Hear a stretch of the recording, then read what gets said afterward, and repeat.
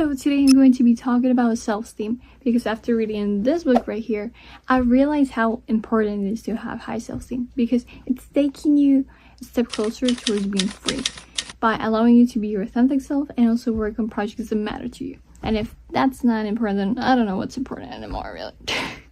Because what I realized from my life and from the book is that by having high self-esteem, you're able to have a level of certainty within yourself in a life filled with uncertainty. And by a sense of certainty, I'm not saying that you're always going to be successful or that you're always going to be jumping up and down, because that's not life.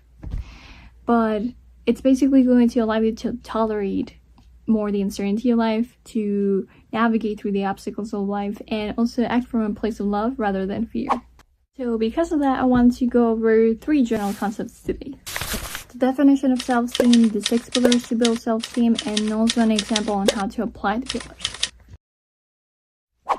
So in the book, self-esteem is described in 2 parts. The first one, it's knowing that you can rely on your mind when it comes to dealing with obstacles in life.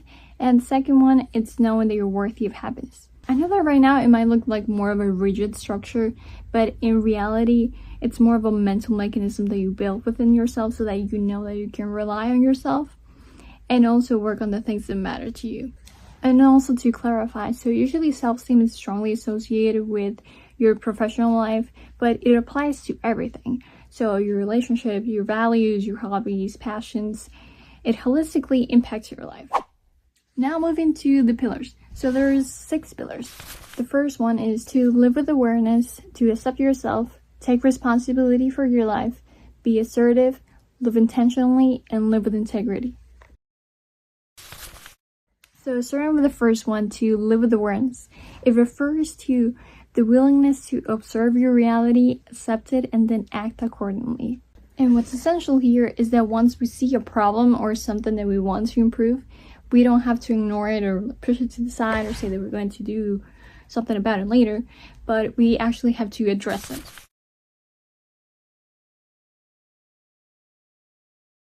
After this, the second pillar comes in, which is to accept your reality and yourself. So basically the things that you observed, you have to accept them. And then the author actually provides 3 components for this pillar. The first one is to realize that you're on your side.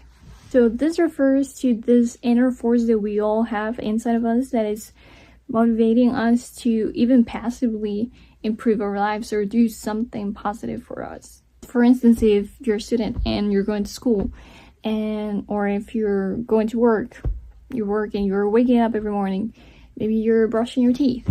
That's right there. Sometimes it might be a little bit more passive, but still we all have that force. The second one is to allow yourself to experience all of your emotions, your feelings, your behaviors, and your actions. You're not blaming yourself, you're not judging yourself, you're simply acknowledging what's going on and allowing space for you to feel it and see it. And then the third component is to have self-compassion. So basically, if you find something about you that you don't like too much or somewhere where you messed up, you don't have to judge yourself, but rather take that action, take that moment, and then try to understand yourself.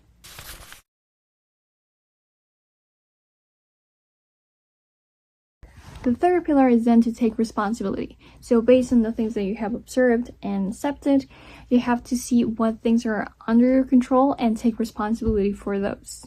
Because only when we're active and we take responsibility for it, we can create a life that we want. When we're passive, on the other hand, we're simply reacting to things that happen to us.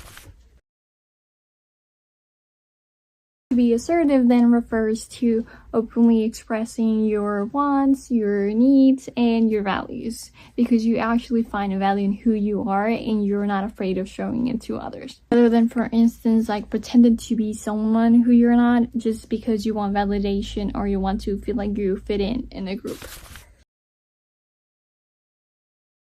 The 5th pillar highlights the importance of having a sense of self-efficacy because it emphasizes the need to structure your actions according to your goals by creating specific plans and tracking your actions on a regular basis. And of course, also knowing that along the way, especially if you're trying something that you have never tried or something that's very prone to be influenced by external things, you're going to make adjustments along the way. And then the last pillar, to live with integrity, refers to the question of, are your actions in line with your values and your principles? So for instance, if you are against lying, do you actually honor your word, or do you simply lie when it's more convenient for you? But not only that, it also applies to the standards, to the promises, and the intentions that you set for yourself. So for instance, if you decided to start a new business or to commit to a new project, do you actually follow through? Now moving to the example. So what we just saw are the 6 pillars. Now I like to organize them like this. Now, every time that something destabilizes you or requires you to make an adjustment, you're going to follow this loop. So, starting with the first and second pillar, those are going to make your starting point. After you have done that and have acknowledged some areas that need improvement, you take responsibility and then you practice or express that responsibility through the actions in the other 3 pillars. Now we're going to move to the actual example. So we're going to be using the example of someone who's interested in quitting their job and seeing what would happen if they follow through all of the pillars, as opposed to someone who would not follow the pillars.